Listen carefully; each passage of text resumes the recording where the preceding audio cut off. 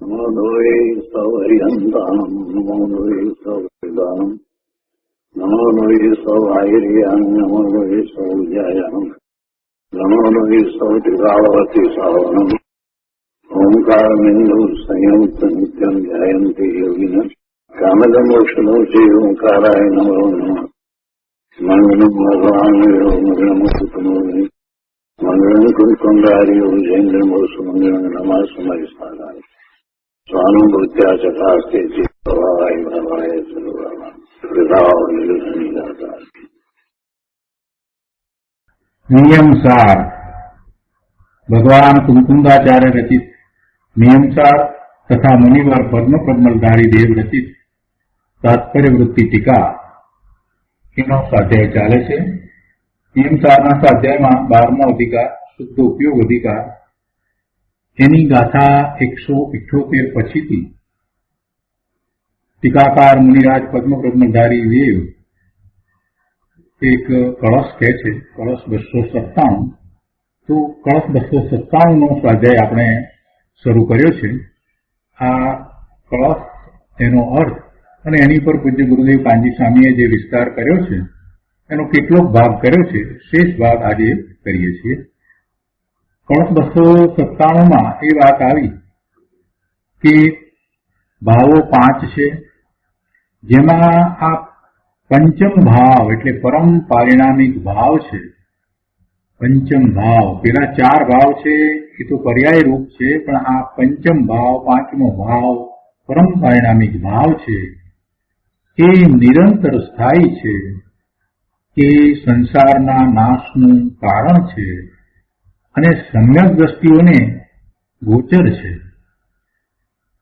બુદ્ધિમાન પુરુષ સમસ્ત રાગ દ્વેષના સમૂહને છોડીને તેમજ તે પરમ પંચમ ભાવને જાણીને એકલો કળિયુગમાં પાપ વનના અગ્નિરૂપ મુનિવર તરીકે શોભે છે. ખૂબ વાત કરી છે. તો એના અર્થમાં પૂજ્ય ગુરુદેવ કાનજી સ્વામીએ જે સમજાવ્યું છે તે વિસ્તારને આગળ લઈએ.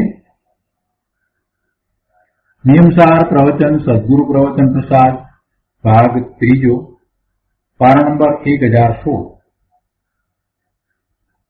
અહીંયા 5મો પેરેગ્રાફ, ચૈત્ર સુદ 11 રવિવાર 6/4/52. ત્યાંથી ગુરુદેવ કહે છે, બીજા દિવસનું પ્રવચન છે એટલે ગુરુદેવ કહે છે કે 297મો કળશ ચાલે છે. ભાવો 5 છે, તેમાં એક દ્રવ્યરૂપ ભાવ છે અને 4 પર્યાય રૂપ ભાવ છે. એક ત્રિકાળી સ્વભાવ ભાવ છે અને 4 ભાવો સમય પૂરતા છે.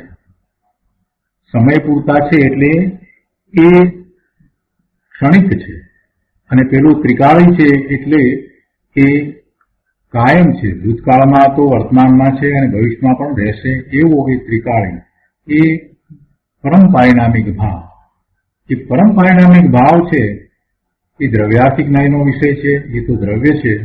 જ્યારે આ 4 ભાવ છે એ તો પર્યાય રૂપ ભાવ છે, એટલે એ સમય પૂરતા છે, જ્યારે પેલો ત્રિકાળી છે.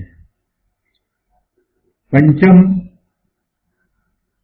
પરમ પારિણામિક ભાવ, પંચમ ભાવ કહો કે પારિણામિક ભાવ કહો, પરમ પારિણામિક ભાવ કહો, તો કે છે કે એવો પારિણામિક ભાવ એ નિરંતર સ્થાયી છે.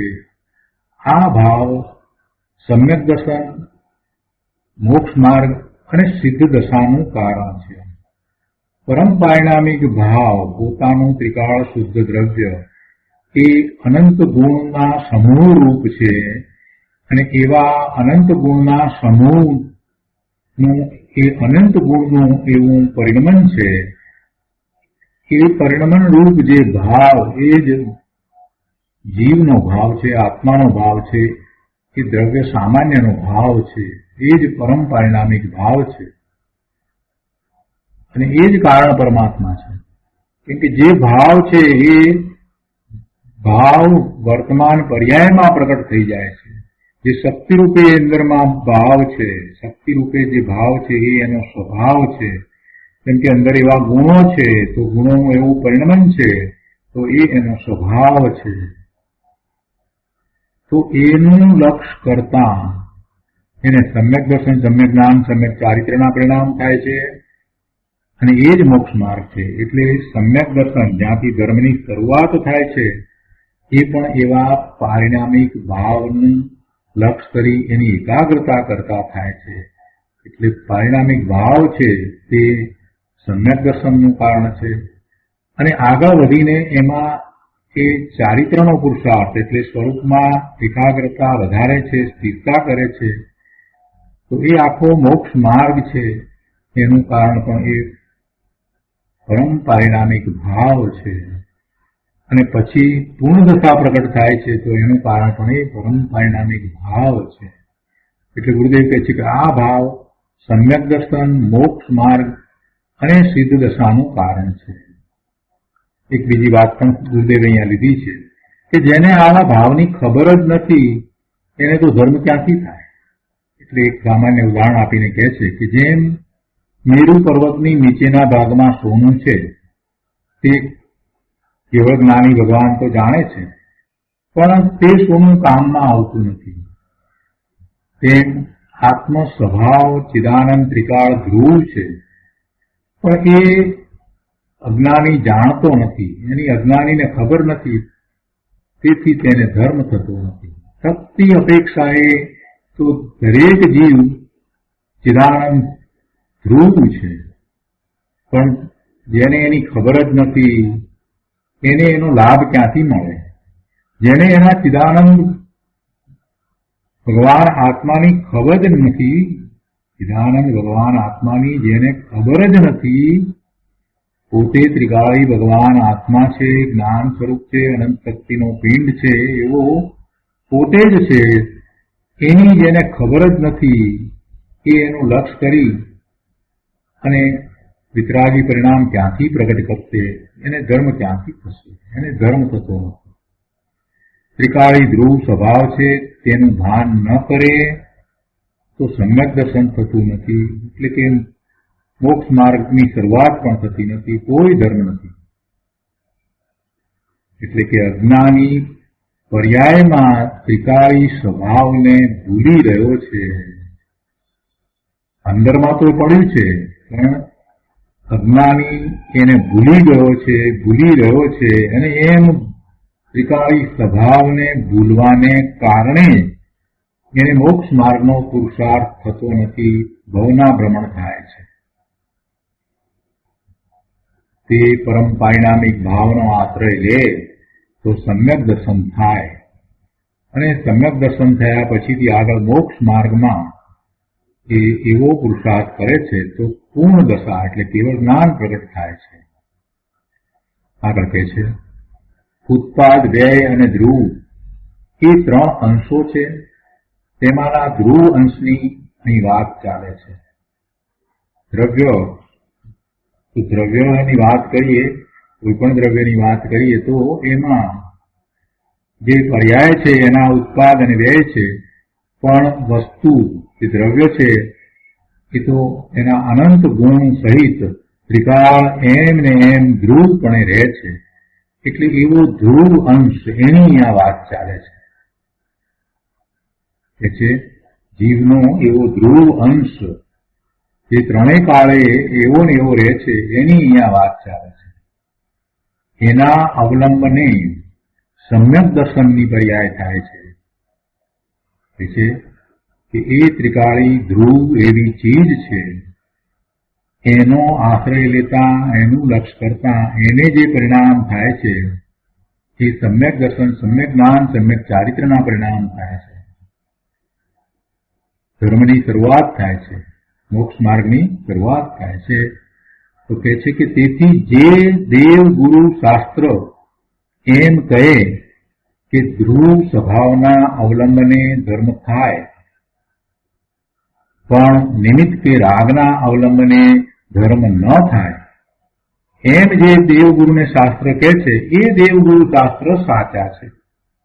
સાચા દેવ, સાચા ગુરુ, સાચા શાસ્ત્રની ઓળખાણ આ રીતે થાય. જે દેવ, ગુરુ અને શાસ્ત્ર એમ કહે કે એવા પરમ પારિણામિક ભાવના આશ્રય, ધ્રુવ ચીજના આશ્રય સમ્યક દર્શન થાય છે, મોક્ષ માર્ગના પરિણામ થાય છે, તો એ દેવ, ગુરુ, શાસ્ત્ર સાચા છે. પણ ક્રિયાકાંડથી કે નિમિત્તથી ધર્મ થાય એમ કહે તે દેવ, ગુરુ, શાસ્ત્ર સાચા નથી, પણ ખોટા છે. પર્યાયમાં રોકાઈ જાય તો પર્યાય બુદ્ધિ થાય છે, અને પર્યાય દ્રવ્યનું અવલંબન લે તો સમ્યક દર્શન થાય છે. પર્યાયમાં રોકાઈ જાય તો પર્યાય બુદ્ધિ થાય છે, અને પર્યાય દ્રવ્યનું અવલંબન લે એનો આશ્રય કરે તો સમ્યક દર્શન થાય છે. ગુરુદેવ કહે છે કે જે દુકાનના ધંધામાં કે સંસારના કાર્યમાં રોકાઈ જાય છે તેને તો આ વાત સાંભળવાની કે સમજવાની દરકાર નથી, એને તો શુભભાવ પણ નથી. વળી જે પર્યાય ક્રિયાકાંડમાં જ રોકાય છે તેને પણ શાસ્ત્ર અભ્યાસ કરી વસ્તુ સ્વભાવને જાણવાની દરકાર નથી. માટે તે બંને શુભાશુભ ભાવમાં રોકાઈ ગયા છે, દ્રવ્ય સ્વભાવનું આલંબન કરતા નથી, તે મિથ્યા દ્રષ્ટિ મૂંઢ છે, એમને ધર્મ થતો નથી. આગળ કહે છે, પરમ પારિણામિક ભાવ સંસારના નાશનું કારણ છે. તે જ્ઞાયક એક રૂપ સ્વભાવ સમ્યક દ્રષ્ટિને ગોચર છે, સમ્યક દ્રષ્ટિ એને જાણે છે. પરમ પારિણામિક ભાવ એ ભાવે થતાં હવે એને શુભાશુભ ભાવના કોઈ વિકલ્પ છે જ નહીં, એટલે એને એ સંસારનું નાશનું કારણ છે. અને એ વાત સમ્યક દ્રષ્ટિ તો બરાબર યથાર્થ જાણે છે, એને તો પરમ પારિણામિક ભાવનું લક્ષ્ય કરીને સ્વાનુભૂતિ કરી છે, એટલે એને તો પોતાનો સ્વભાવ દ્રષ્ટિમાં આવ્યો છે, એની જ શ્રદ્ધા છે. પરમ પારિણામિક ભાવ કે જે સંસારના નાશનું કારણ છે, તે જ્ઞાયક એક રૂપ સ્વભાવ સમ્યક દ્રષ્ટિને ગોચર છે. આત્મા જ્ઞાયક મૂર્તિ છે એમ જે માને છે તે બુદ્ધિમાન છે. આત્મા જ્ઞાન કરનાર છે એમ જે માને છે તે બુદ્ધિમાન છે. આત્મા બીજું કાંઈ કરવા વાળો નથી, માત્ર જ્ઞાન કરે છે, અને જ્ઞાનમાં જ એને પોતાના અનંત ગુણોનું પરિણમન અનુભવમાં આવે છે. એમાં જ એકાગ્રતા કરે છે, સ્થિરતા કરે છે, અને એમ પૂર્ણ દશાને પ્રગટ કરે છે. એટલે આત્મા જ્ઞાયક મૂર્તિ છે એમ જે માને છે તે ખરેખર બુદ્ધિમાન છે, સાચો બુદ્ધિમાન છે. એ પુરુષાર્થ કરી શકશે. પુણ્ય પાપનો આશ્રય લે અને તેને ધર્મ માને તે બુદ્ધિમાન નથી. શુભાશુભ ભાવ દ્વારા પોતાને કાંઈ લાભ કે નુકસાન થાય એમ માનનાર એ મિથ્યા દ્રષ્ટિ છે. શુભાશુભ ભાવ છે એ દુઃખનું કારણ છે, છતાંય એ આત્માનો સ્વભાવ નથી, એ આત્માને ખરેખર કાંઈ નુકસાન કરતો નથી. પણ આ જીવ શુભાશુભ ભાવે થઈ અને પોતાનો સમય બગાડે છે, એ એવા ભાવ બંધ કરે છે અને ભવના ભ્રમણ કરે છે. છતાંય એનો આત્મા તો ત્રિકાળ શુદ્ધ જ છે, એના આત્માને એ શુભાશુભ ભાવ કર્મના બંધ એ બધું કાંઈ નુકસાન કરતું નથી. પોતે ત્રિકાળ શુદ્ધ છે એવી જેને શ્રદ્ધા થઈ એ પછી એવા ત્રિકાળ શુદ્ધ પોતાના ભગવાન આત્માનો આશ્રય લઈને ધર્મ પ્રગટ કરે છે, અને એ જ સાચો બુદ્ધિમાન છે.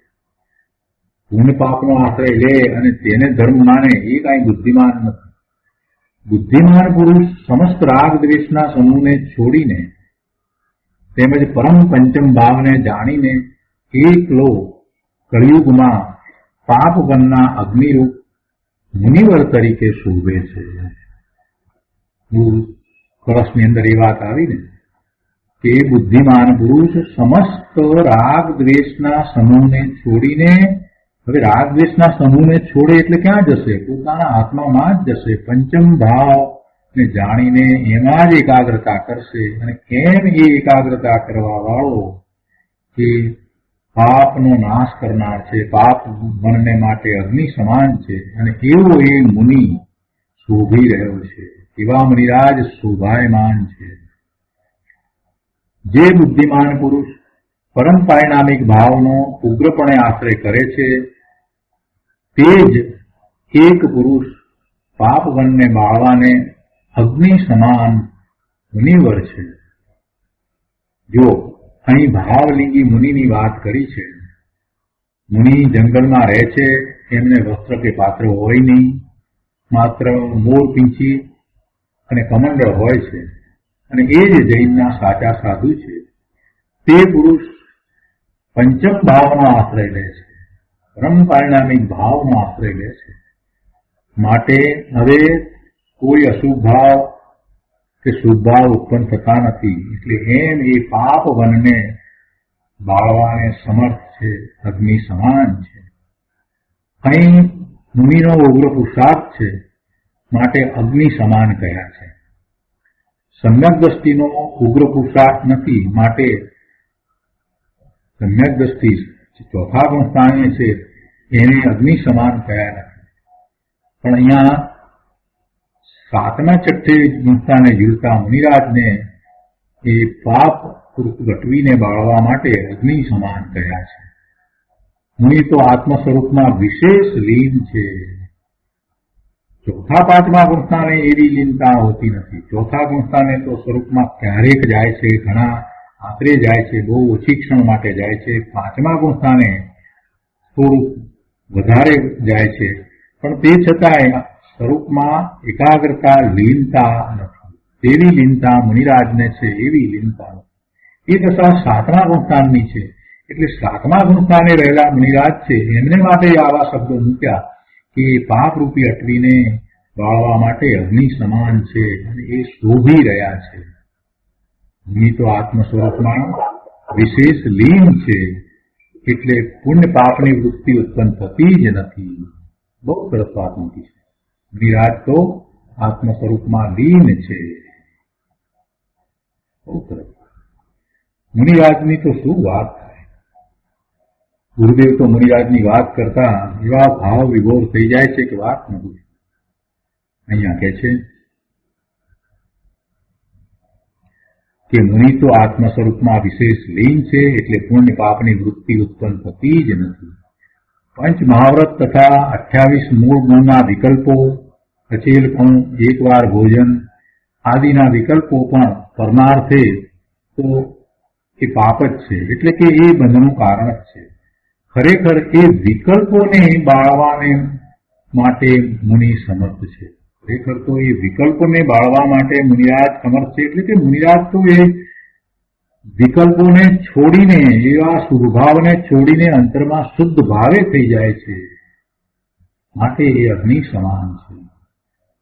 વળી કહે છે કે એકલો શબ્દ મૂક્યો છે ને, એને માટે કહે છે કે જેમ વનમાં સિંહ એકલો છે તેમ મુનિ સિંહ સમાન છે. તેઓ એકલા શોભે છે, કોઈની અપેક્ષા નથી. પોતે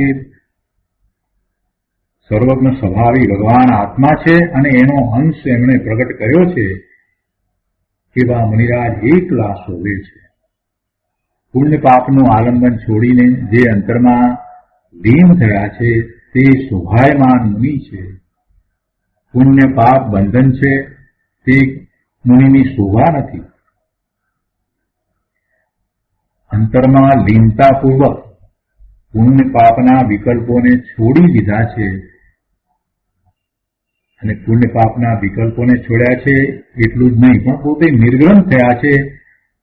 એમને તો કોઈ પાત્ર પણ નથી, વસ્ત્ર પણ નથી. વસ્ત્ર પાત્રવાળા મુનિ હોય એમ જો કોઈ માને કે મનાવે તો એ વિતરાગ માર્ગમાં નથી. એ તો વિતરાગ પરમેશ્વરે કહેલા માર્ગથી વિરોધ માર્ગને જાવી રહ્યા છે. જે એમ માને, વસ્ત્ર પાત્ર સહિત મુનિ પણ માને કે મનાવે, તે વિતરાગના વિરોધી છે. કેમ કે વિતરાગ માર્ગમાં નિર્ગ્રંથ મુનિ છે, અને નિર્ગ્રંથ મુનિને તો કોઈ પરિગ્રહ હોતો નથી. વિતરાગ માર્ગમાં એવા વસ્ત્રપાત્ર સહિત મુનિને માન્યા નથી. હા, સમ્યક દ્રષ્ટિ હોય, શ્રાવક હોય, એને વસ્ત્ર હોય, પાત્ર હોય, સમ્યક દ્રષ્ટિ હોય અને ચોથા પાંચમા ગુણસ્થાનની ભૂમિકામાં હોય, શ્રાવક હોય, તો એને વસ્ત્ર હોય, પણ મુનિને હોય નહીં. મુનિ તો નગ્ન દશાવાળા હોય છે, તેવા ભાવ મુનિને ગણધર દેવ પણ નમોલોએ સર્વ સાણુમ કહીને નમસ્કાર કરે છે. નમસ્કાર મંત્ર ગણધર દેવ પણ બોલે છે. છઠ્ઠા ગુણસ્થાને છે ત્યારે જ ગણધર દેવ પણ સાતમે છઠ્ઠે ગુણસ્થાને છે, અને જયારે પોતે છઠ્ઠે ગુણસ્થાને આવ્યા છે તો એ વખતે એ નમસ્કાર મંત્ર બોલે છે, તેમાં નમો લોહી સર્વ સામું બોલે છે, એટલે કે મુનિને નમસ્કાર કરે છે. બહુ સરસ વાત નથી છે. તો એ રીતે આ કળશ 197 અહીંયા પૂરો થાય છે. હવે એ પછીથી મુકુંદાચાર્ય ભગવાનની ગાથા 179. નવી દુઃખમ નવી સુખમ નવી પીડાણેવ વિદ્યદેવ વાહા નવી મરણમ નવી જનનમ તત્થેવ ય હોઈ મીણવાણ. સંસ્કૃતમાં ગાથા છે. નાપી દુઃખમ નાપી સૌખ્યમ નાપી પીડા નૈવ વિદ્યતે વાહા નાપી મરણમ નાપી જનનમ તત્રૈવ ભવતી નિર્વાણ. ગુજરાતીમાં ગાથા છે. જ્યાં દુઃખ નહીં, સુખ જ્યાં નહીં, પીડા નહીં, બાધા નહીં, જ્યાં મરણ નહીં, જ્યાં જન્મ છે નહીં, ત્યાં જ મુક્તિ જાણવી. એના અન્વયાર્થમાં કહે છે કે ન આપી દુઃખમ ન આપી સૌખ્યમ, એટલે કે જ્યાં દુઃખ નથી, સુખ નથી. ન આપી પીડા, એટલે કે પીડા નથી. ન એવ બાધા વિદ્યતે, અને બાધા પણ નથી.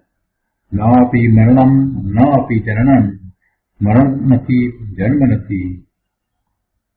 તત્ર એવ ચ નિર્વાણમ ભવતી, ત્યાં જ નિર્વાણ છે. અર્થાત દુઃખ આદિ રહિત પરમ તત્વમાં જ નિર્વાણ છે. શું કહ્યું અન્વયાર્થમાં? કે જ્યાં દુઃખ નથી, સુખ નથી, પીડા નથી, બાધા નથી, મરણ નથી, જન્મ નથી, ત્યાં જ નિર્વાણ છે. અર્થાત દુઃખ આદિ રહિત પરમ તત્વમાં જ નિર્વાણ છે. જો અહીંયા સુખ ને દુઃખની જે વાત કરી એ સંસારની વાત કરી છે, સંસારના સુખ દુઃખની વાત છે, એ નથી. તો ટીકામાં મુનિરાજ પદ્મપ્રબલધારી દેવ એનો વિસ્તાર કરતા કહે છે કે અહીં પરમ તત્વને ખરેખર સાંસારિક વિકાર સમૂહના અભાવને લીધે નિર્વાણ છે એમ કહ્યું છે. શું છે નિર્વાણ? નિર્વાણ શું છે? નિર્વાણ તો એ છે કે હવે ફરી જન્મ લેવો પડે નહીં એમ શરીરને છોડીને એક સમયમાં સિદ્ધ શિલા ઉપર વિરાજમાન થઈ જવું.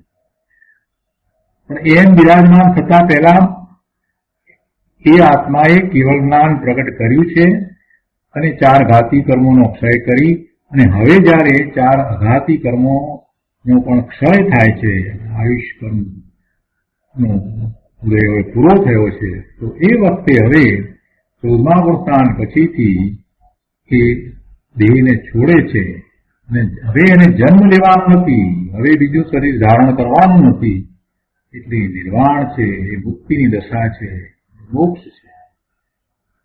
પરમ તત્વ વિકાર રહિત હોવાથી દ્રવ્ય અપેક્ષાએ તો સદા મુક્ત જ છે, એ મોક્ષ સ્વરૂપ જ છે. પરમ તત્વ તો વિકાર રહિત છે, મુક્ત સ્વરૂપ જ છે, એને કોઈ બાધા નથી, કોઈ અડચણ નથી, કોઈ મલિનતા નથી. એટલે પરમ તત્વ તો વિકાર રહિત હોવાને લીધે દ્રવ્ય અપેક્ષાએ તો સદા મુક્ત જ છે. પણ હવે એ પર્યાયમાં એવી દશા પ્રગટ થઈ છે, એ દશા પ્રગટ થઈ છે, હવે પર્યાયમાં એ પ્રગટ થયું છે. જે શક્તિ રૂપે મુક્ત હતું એ હવે પર્યાયમાં પ્રગટ થયું છે. માટે મનુષ્ય એમ સમજવું કે વિકાર રહિત પરમ તત્વના સંપૂર્ણ આશ્રયથી જ, અર્થાત તેના જ શ્રદ્ધા જ્ઞાન આચરણથી તે પરમ તત્વ પોતાના સ્વાભાવિક મુક્ત પર્યાયે પરિણમે છે, અને એનું નામ નિર્વાણ છે, એ મોક્ષ છે, એ મુક્તિ છે. તો અહીંયા કહે છે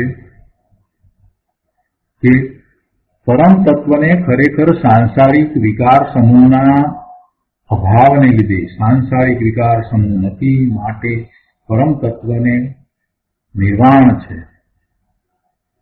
એને ખરેખર નિર્વાણ છે.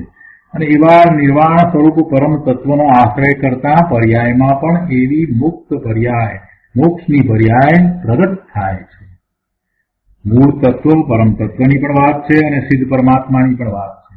પરમ તત્વ તો એવું નિર્વાણ સ્વરૂપ જ છે, એને સાંસારિક વિકાર સમૂહનો તો અભાવ જ છે. ભલે સંસારમાં રહ્યો હોય છતાંય એ તત્વ તો એનાથી રહિત છે. એ તો આત્માની વાત કરી, પરમાત્મા તત્વની વાત કરી. અને સાથે ને સાથે એ વાત પણ કરે છે કે એવા પરમ તત્વનો આશ્રય કરતા એવી જ દશા, એટલે એવી મુક્ત દશા પર્યાયમાં પ્રગટ થાય છે. એ નિર્વાણ છે. જે નિર્વાણ સ્વરૂપ છે એ પર્યાયમાં એના જ આશ્રય પ્રગટ થાય છે. બહુ સરસ વાત છે. આગળ કહે છે, સતત અંતર્મુખાકાર પરમ અધ્યાત્મ સ્વરૂપમાં લીન એવા તે નિર્પરાગ રત્નત્રયાત્મક પરમાત્માને અશુભ પરિણતિના અભાવને લીધે અશુભ કર્મ નથી. પરમાત્માને કોઈ અશુભ કર્મ નથી, શુભ કર્મ પણ નથી. સતત અંતર્મુખાકાર, સતત અંતર્મુખાકાર એટલે નિરંતર અંતર્મુખ જેનો આકાર અર્થાત રૂપ છે એવા સતત અંતર્મુખાકાર પરમ અધ્યાત્મ સ્વરૂપમાં લીન એવા તે નિરપરાગ રત્નત્રયાત્મક પરમાત્માને, નિરપરાગ એટલે નિર્વિકાર, નિર્મળ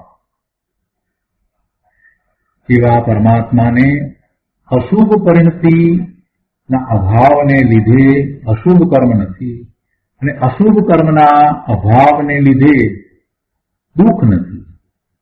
વળી કહે છે કે શુભ પરિણતિનો પણ એમને અભાવ છે, એટલે શુભ પરિણતિના અભાવને લીધે શુભ કર્મ નથી, અને શુભ કર્મના અભાવને લીધે ખરેખર સંસાર સુખ નથી, સંસાર સુખ પણ નથી. પીડા યોગ્ય યાતના શરીરના અભાવને લીધે પીડા નથી. પીડા જેમાં થઈ શકે એવું યાતના શરીર, એટલે કે જેમાં વેદના પીડા થાય છે એવું આ શરીર. શરીર તો વેદનાની મૂર્તિ છે ને, તો એ શરીર એ વેદનાની મૂર્તિ છે, એને અહીંયા યાતના શરીર કહ્યું. તો એ યાતના શરીર પણ આત્માને ક્યાં છે? આત્માને આ શરીર છે જ નહીં. તો એ યાતના શરીરના અભાવને લીધે આત્માને પીડા પણ નથી. અસાતા વેદની કર્મના અભાવને લીધે બાધા નથી, કોઈ અડચણ નથી, કોઈ કર્મ નથી. આત્માને કોઈ કર્મ નથી, અંતરાય કર્મ પણ નથી, કાંઈ કર્મ છે જ નહીં. વ્યવહાર આત્મા તો ત્રિકાળ શુદ્ધ છે, એને કોઈ બાધા નથી, કોઈ અડચણ નથી, કોઈ ઉપાધિ નથી, કોઈ દુઃખ નથી, કોઈ બંધન નથી. એ તો મુક્ત સ્વરૂપ, સર્વજ્ઞ સ્વરૂપ ભગવાન છે. પણ એનું જે લક્ષ કરે એને એની પ્રાપ્તિ થાય છે. કહે છે કે 5 પ્રકારના નો કર્મના અભાવને લીધે એને મરણ નથી. કેમ કે શરીર નથી તો પછી મરણ ક્યાંથી? શરીર નથી તો પછી મરણ ક્યાંથી હોય? 5 પ્રકારના નો કર્મના હેતુભૂત, 5 પ્રકારના નો કર્મના કારણરૂપ કર્મ પૂતગળના સ્વીકારના અભાવને લીધે જન્મ નથી. જન્મ થાય છે તો શું છે? શરીર ને ગ્રહે છે. તો શરીર શું છે? શરીરમાં તો એવા પૂતગળો છે. તો એનો અહીંયા આત્માને સ્વીકાર નથી, એ કઈ પૂતગળને ગ્રહણ કરતું નથી. એટલે કહે છે કે 5 પ્રકારના નો કર્મના કારણભૂત હેતુભૂત કર્મ પૂતગળના સ્વીકારના અભાવને લીધે એને જન્મ નથી. અને આવા લક્ષણોથી લક્ષિત અખંડ વિક્ષેપ રહિત પરમ તત્વને સદા નિર્વાણ છે. તો એનો વધુ વિસ્તાર આપણે પૂજ્ય ગુરુદેવ પાસેથી સમજીએ. નિયમસાર પ્રવચન સદગુરુ પ્રવચન પ્રસાદ ભાગ 3, પાના નંબર 1018. અહીંયા સિદ્ધ પરમાત્માનું વર્ણન ચાલી રહ્યું છે ને, સિદ્ધ પરમાત્મા કેવા હોય એનું વર્ણન કર્યું છે. તો અહીંયા 179 ગાથાના અન્વયાર પછીથી ગુરુદેવ સમજાવે છે કે સિદ્ધ પદ પરમ પારિણામિક ભાવના આશ્રયે પ્રાપ્ત કર્યું છે. સિદ્ધપદ પરમ પારિણામિક ભાવના આશ્રયે પ્રાપ્ત કર્યું છે. જેને આ પ્રાપ્ત થયું છે એમની વાત ચાલે છે. અને એ સિદ્ધપદ પ્રાપ્ત થયું છે જેના આશ્રય એવા ભગવાન આત્માની પણ વાત સાથે લીધી છે. આત્માની અને સિદ્ધ દશાની બંનેની વાત છે. સિદ્ધપદ પરમ પારિણામિક ભાવના આશ્રય પ્રાપ્ત કર્યું છે એની વાત ચાલે છે. એમાં દુઃખ નથી. એનું કારણ જે મોક્ષ માર્ગ તેમાં પણ દુઃખ નથી. આત્મામાં તો દુઃખ નથી. પરમ પારિણામિક ભાવના આશ્રયે સિદ્ધ દશા પ્રગટ કરી છે એમાં દુઃખ નથી. અને એનું કારણ એવું આ પરમ પારિણામિક પોતાનું તત્વ એમાં પણ દુઃખ નથી. સિદ્ધ દશામાંય દુઃખ નથી અને આત્મામાંય દુઃખ નથી. વળી કહે છે કે આ સિદ્ધ દશા પ્રગટ થાય છે તો પૂર્વે જે વિતરાગી પરિણામો થતા ગયા અને છેવટે પૂર્ણ શુદ્ધ દશા સિદ્ધ દશા થઈ, તો એવા જે એક પછી એક થતા પરિણામો એવો એ મોક્ષ માર્ગમાં પણ દુઃખ નથી. મોક્ષ માર્ગમાં દુઃખ હોય તો એના ફળ સ્વરૂપ આ સિદ્ધ દશા એમાં પણ દુઃખ હોય, પણ એમ નથી. સિદ્ધ દશામાં દુઃખ નથી. સિદ્ધ દશામાં તો સુખ છે, અવ્યાભાદ સુખ છે. ચારિત્ર તો સુખદાયક છે. ચારિત્ર એ કઈ દુઃખદાયક નથી. ઘણાના મનમાં એમ છે કે આ મુનિની દશા તો દુઃખદાયક હોય, ચારિત્ર લેવું એ તો બહુ અઘરી વાત છે, એમ ઘણાના મનમાં ભ્રાંતિ છે. એને દુઃખદાયક માને છે, પણ એ તો ભ્રાંતિ છે. અજ્ઞાનીની એવી ભ્રાંતિ હોય છે. અજ્ઞાની લોકો કહે છે કે મેરુને ત્રાજવે તોડવો સહેલો છે. સહેલો નહીં પણ સહેલો છે, પણ ચારિત્ર પાળવું કઠિન છે. ચારિત્ર પાળવું કઠિન છે એમ અજ્ઞાની માને છે. કેમ કે એ અજ્ઞાનીની માન્યતા છે. એને ક્યાં ખબર છે કે આ ભાન છે કે મુનિ દશામાં કેવો આનંદ છે. એને મુનિપણાને દુઃખદાયક માન્યું છે કેમ કે એ મિથ્યા દ્રષ્ટિ છે, અને મિથ્યા દ્રષ્ટિ છે એટલે એને તો કોઈ ચારિત્ર છે જ નહીં. દેશ ચારિત્ર નથી તો પછી મુનિ દશાનું આવું પૂર્ણ ચારિત્ર તો ક્યાંથી હોય? ચારિત્ર એ ધર્મ છે, અને તે ચારિત્રને અજ્ઞાની એમ માને કે તો દુઃખદાયક છે, કે બહુ અઘરું છે, ચારિત્ર પાળવું બહુ કઠિન છે.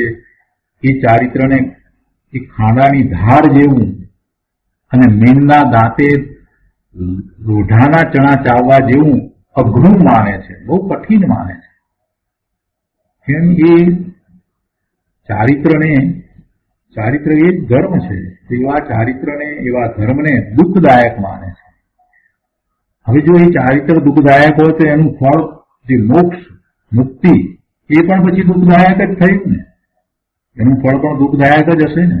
એને પણ એ દુઃખદાયક જ માને ને. એટલે એનો અર્થ એ છે કે અજ્ઞાની ચારિત્રને પણ સમજતો નથી, ધર્મને સમજતો નથી, એના ફળ સ્વરૂપ મોક્ષને પણ જાણતો નથી, સમજતો નથી. અહીં તો કહે છે કે સિદ્ધ દશામાં દુઃખ નથી. જે કોઈ દુઃખ માને તે મિથ્યા દ્રષ્ટિ છે. સિદ્ધ ભગવાનને કોઈ દુઃખ હોતું જ નથી. અરે મુનિને પણ કોઈ દુઃખ હોતું નથી. અરે એનાથી નીચે આવીએ તો પાંચમા ગુણસ્થાને રહેલા શ્રાવકને પણ અંતરમાં આનંદ છે. બાહ્યમાં ઉપાધિના સંયોગો હોય છતાંય એને શાંતિ લાગે છે. ચોથા ગુણસ્થાને પણ હજી ચારિત્ર લીધું નથી, દેશ ચારિત્ર પણ નથી, ત્યારે પણ પોતાના આત્માનું શ્રદ્ધાન કર્યા પછીથી હવે એને કોઈ એવા કસાયો નથી કે જેને કારણે દુઃખી થઈ જાય અને એને એવા અનંત ભાવ થાય, એવા બંધ પડે. એટલે ચોથા ગુણસ્થાને પણ સમ્યક દ્રષ્ટિ પણ સુખી છે. ત્યારે મુનિરાજની શું વાત કરવી? જેને ચારિત્ર લીધું છે એને તો આનંદ છે.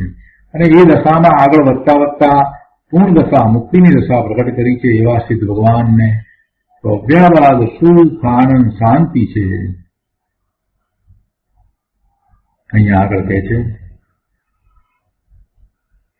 કે સિદ્ધને દુઃખ નથી તેમ સાધકને પણ દુઃખ નથી. જો કોઈ સિદ્ધ દશામાં દુઃખ માને તો એ તો મિથ્યા દ્રષ્ટિ છે, અને સિદ્ધ ભગવાનને તો દુઃખ છે જ નહીં. પણ અમે તો એમ કહીએ છીએ કે સિદ્ધને દુઃખ નથી તેમ સાધકને પણ દુઃખ નથી. સાધક કોણ છે? ચોથા ગુણસ્થાનથી 12મા ગુણસ્થાન સુધી સાધક કયો છે, એને કોઈ દુઃખ નથી. પણ એનાથી વિપરીત માન્યતા કરવા વાળો મિથ્યા દ્રષ્ટિ મૂંડ છે, અને એને એ વાતની ખબર નથી. આગળ કહે છે, સિદ્ધ ભગવાનને સાંસારિક સુખ નથી. સાંસારિક સુખ સિદ્ધમાં નથી કે મોક્ષ માર્ગમાં નથી. સિદ્ધ દશામાં પણ સાંસારિક સુખ નથી, મોક્ષ માર્ગમાં જે પ્રવર્તે છે એમાં પણ સાંસારિક સુખ નથી. એક વખત સ્વરૂપની દ્રષ્ટિ થયા પછીથી જગતના બધા જ સુખો ફિક્કા લાગે છે, અર્થહીન લાગે છે, નકામા લાગે છે. એક વખત સમ્યક દર્શન થયા પછીથી જીવ મોક્ષ માર્ગમાં પ્રવર્તે છે તો એને જગતના માની લીધેલા સુખ બધા નિરર્થક લાગે છે, સાવ ફિક્કા લાગે છે. એને લક્ષ પણ થતું નથી, એની રુચિ એને છૂટી જાય છે, એમાં કોઈ આસક્તિ થતી નથી. એનો તો એ માત્ર દ્રષ્ટા રહી જાય છે. એ તો પોતાના વિકાળી ભગવાન આત્મામાંથી આવતા સુખના અનુભવ સહિત થયો છે, સ્વાનુભૂતિ સહિત થયો છે, તો એની દ્રષ્ટિ તો સ્વરૂપ તરફ રહે છે અને એને જ સુખનું કારણ માને છે. એમાં જ દ્રષ્ટિ રાખીને એ શાંત નિરુપાધિમાં રહ્યો છે. એટલે સિદ્ધની વાત અહીંયા તો ચાલે છે. તો સિદ્ધ ભગવાનને કોઈ સાંસારિક સુખ નથી, સાંસારિક સુખ હોય નહીં. મોક્ષ માર્ગમાં પણ સાંસારિક સુખ નથી, અને આત્માના સ્વભાવમાં પણ એવું સાંસારિક સુખ નથી. આત્માના સ્વભાવમાં અતિન્દ્રિય આનંદ, સુખ, શાંતિ ભર્યા છે, પણ કાંઈ આ સાંસારિક સુખ નથી. સાંસારિક સુખ કેવું છે? સાંસારિક સુખ જે એ તો સુખનો આભાસ છે, ખરેખર વાસ્તવમાં એ સુખ નથી. એ તો દુઃખ ગર્ભિત છે. પહેલા દુઃખ છે અને પછી દુઃખ નથી તો એને એ સુખ સમજે છે. પહેલા આકુરતા છે ને પછી શાંતિ વળે છે, આકુરતા ચાલી જાય છે તો એને એ સુખ સમજે છે. પહેલા ખૂબ આસક્તિ, આકુરતાને લીધે દુઃખી થાય છે, તૃષ્ણાને લીધે દુઃખી થાય છે, અને પછી એ તૃષ્ણા મટી જાય છે, વસ્તુની આસક્તિ હતી તો એ પ્રાપ્ત થાય છે, તો એમ માને છે કે પોતે સુખી છે. વાસ્તવમાં એને સાચું સુખ નથી. એટલે એવા સાંસારિક સુખ મોક્ષ માર્ગમાં પણ નથી, સિદ્ધને પણ નથી, આત્માના સ્વભાવમાં પણ એ સુખ નથી. સિદ્ધ ભગવાનને અતિન્દ્રિય સુખ હોય છે, લૌકિક સુખ નથી. સિદ્ધ ભગવાનને પીડા નથી. તેમજ જેને જેટલો મોક્ષ માર્ગ પ્રત્યો છે એવા સાધકને પણ એમાં પીડા નથી. સાધકને પણ પીડા નથી. હજી તો પૂર્ણ દશા નથી પ્રગતિ તો પણ એને પણ પીડા નથી. જેટલો રાગ છે એટલી પીડા છે, પણ જેટલો મોક્ષ માર્ગ પ્રત્યો છે તેવા મોક્ષ માર્ગમાં પીડા નથી. રાગ રહ્યો છે એટલી પીડા છે. જેટલા અંશે રાગ છે એટલા પ્રમાણમાં પીડા છે. જેટલો રાગ છૂટ્યો છે, રાગ તૂટ્યો છે, એકત્વ બુદ્ધિ શરીર સાથે અને પર પદાર્થ સાથે હતી એ જેટલા અંશે તૂટી છે એટલા અંશે આનંદની દશા છે, સુખની દશા છે, અને એટલા પ્રમાણમાં એને એ પીડાનો અભાવ છે, દુઃખનો અભાવ છે. અહીંયા કહે છે કે ભાવલિંગી મુનિ ધ્યાનસ્થ હોય છે ત્યારે શરીરને, એમના શરીરને કોઈ ખાઈ જાય કે એમની અગ્નિ મૂકી અને એમને સળગાવવાનો, બાળવાનો પ્રયત્ન કરે તો પણ એમને પીડા હોતી નથી.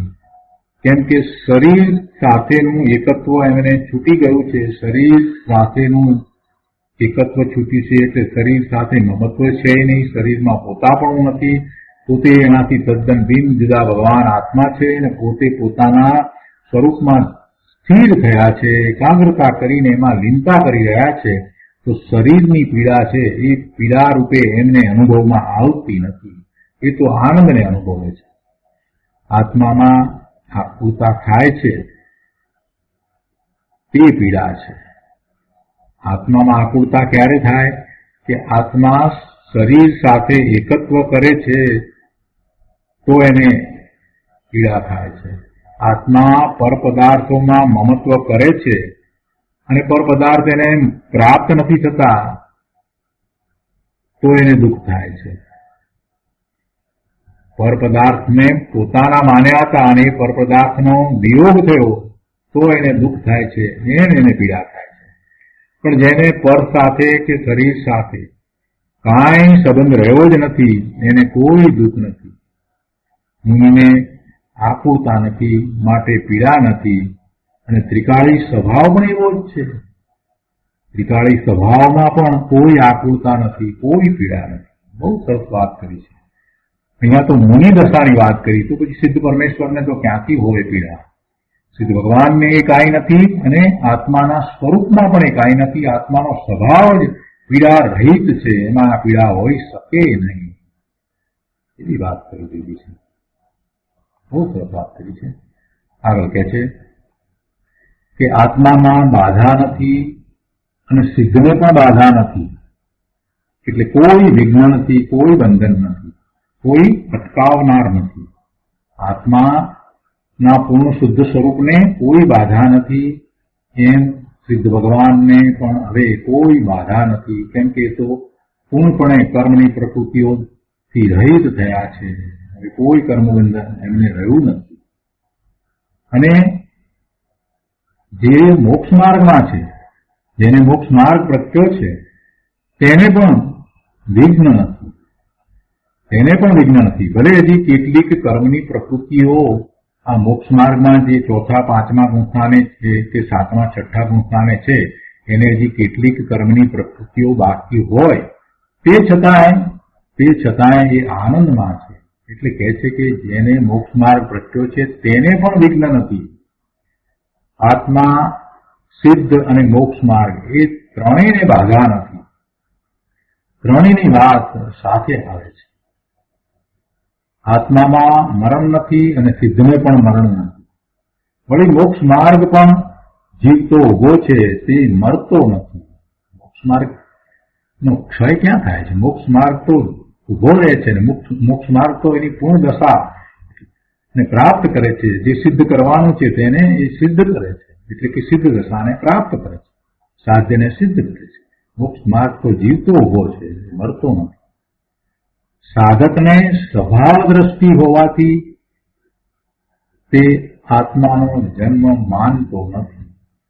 સાધકને સ્વભાવ દ્રષ્ટિ હોવાથી એટલે કે પોતે ત્રિકાળી છે, ત્રણેય કાળે એવો ને એવો છે, એટલે પછી એને બીજો કોઈ જન્મ કે મરણ કે એવું કાંઈ છે જ નહીં. પોતે નિત્ય ત્રિકાળ એક રૂપ છે, રૂપ છે. એવી દ્રષ્ટિ હોવાથી તે આત્માનો જન્મ માનતો નથી. અને મોક્ષ માર્ગ પ્રગટ્યો છે તે પણ જન્મનું કારણ નથી. મોક્ષ માર્ગ પ્રગટ્યો છે તો મોક્ષ માર્ગમાં હવે કાંઈ બંધ પડતા નથી, એટલે બીજો ભાવ કરવો પડે એમ નથી. એટલે મોક્ષ માર્ગ પ્રગટ્યો છે તે મોક્ષ માર્ગ જન્મનું કારણ નથી. મોક્ષ માર્ગ જન્મનું કારણ નથી, પણ મોક્ષ માર્ગમાં હજી પુરુષાર્થ પૂરેપૂરો નથી.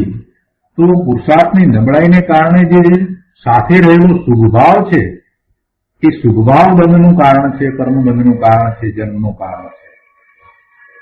જેને કેટલીક વખતે સાથે રહેલો માની અને ઉપચારથી વ્યવહારથી મોક્ષ માર્ગ કહેવાય છે, પણ સાચો નિશ્ચય મોક્ષ માર્ગ છે. એ કાંઈ બંધનું કારણ નથી, જન્મનું કારણ નથી.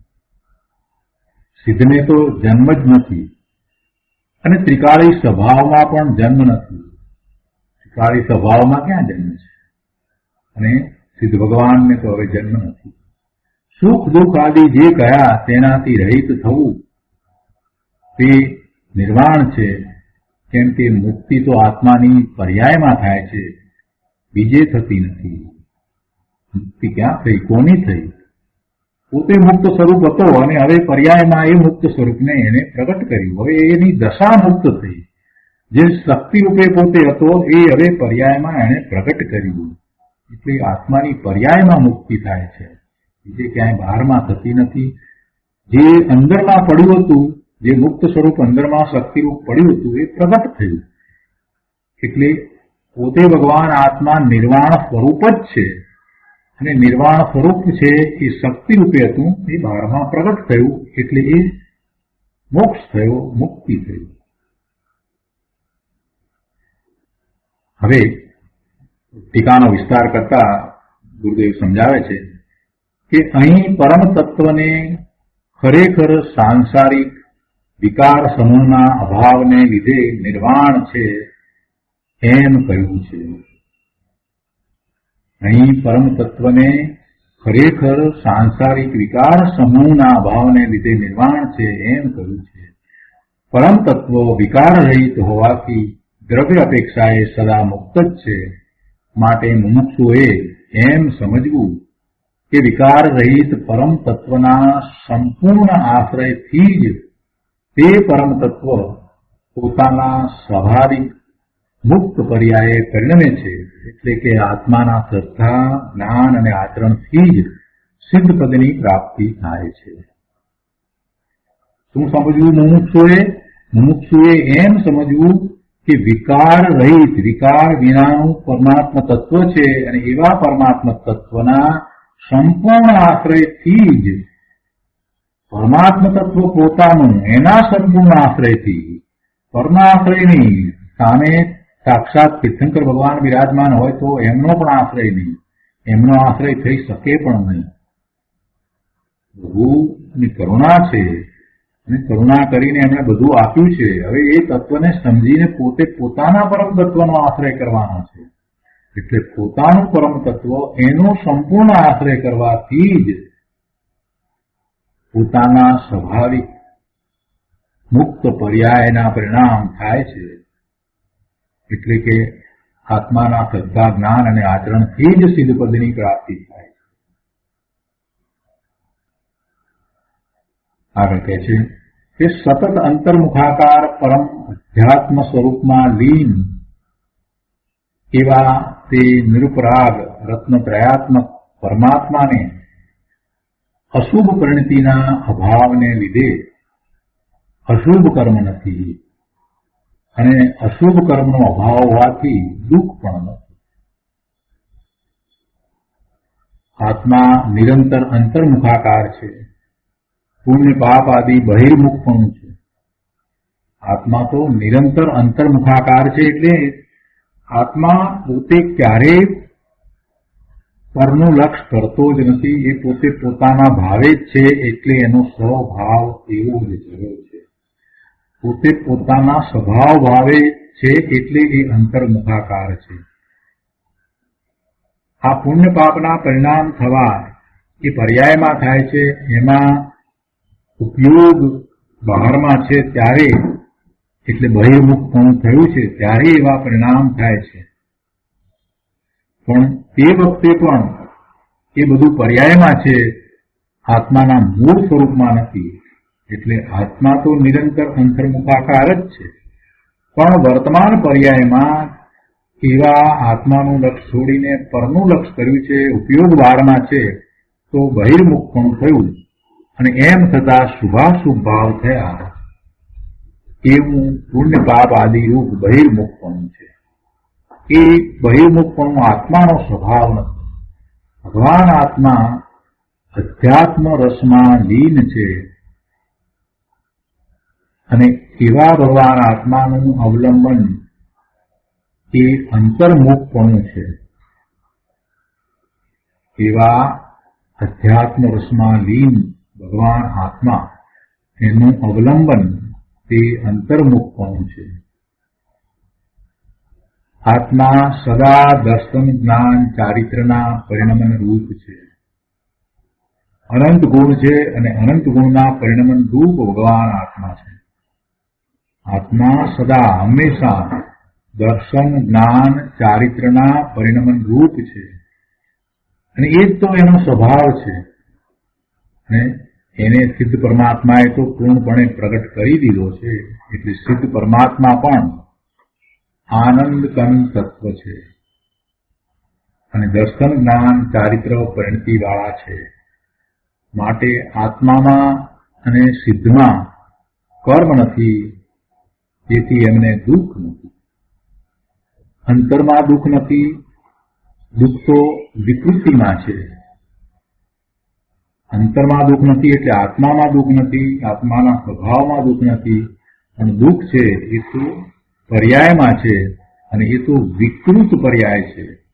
એ સ્વાભાવિક પર્યાય નથી, એ વિતરાગી પર્યાય નથી, એ આત્માને અનુસરીને થતી પર્યાય નથી. એ પરને અનુસરીને થતી પર્યાય છે. એટલે એ પર્યાયને વિકૃતિ કહી. એટલે કહે છે કે અંતરમાં દુઃખ નથી, દુઃખ તો વિકૃતિમાં છે. અંતર્મુખપણું વર્તે છે તેને દુઃખ નથી, અંતર્મુખપણું વર્તે છે તેને દુઃખ નથી.